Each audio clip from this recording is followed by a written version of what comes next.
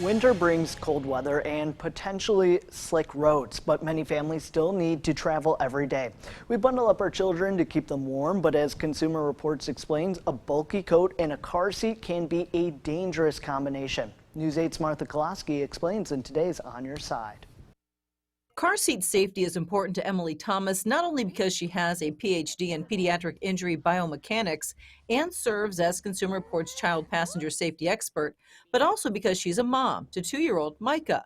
Emily knows that in winter, the extra bulk of a puffy winter coat can make the safety seat harness too loose to properly secure your child in a crash. I also do the daycare drop-off every morning, and I know that it can be really annoying and kind of inconvenient to have to remove their coats to put them into their car seat. But I will tell you that it is super important for their safety. You want them to be the safest they can in their car seat. There's an easy way to check if your child's coat is too puffy or bulky. First, secure him in the car seat wearing his coat so there is no slack in the harness straps.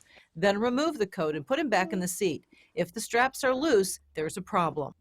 In a crash, if he was still wearing his coat would compress, all of that puffiness would compress, leaving this extra room, which gives him additional room to move and potentially move outside the safety of his car seat, which would increase his risk of injury. We don't want you to have any injuries, right?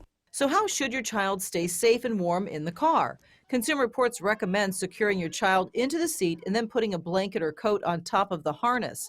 For older kids, put their coat sleeves on backwards after they are harnessed in. I know it can be challenging, but the sooner you start with these kinds of safety practices, the more it becomes the norm. So now he's so used to taking his coat off that he doesn't even like to wear his coat underneath his harness. And he's the one who implements the change of taking his coat off. For News 8, I'm Martha Koloski, On Your Side.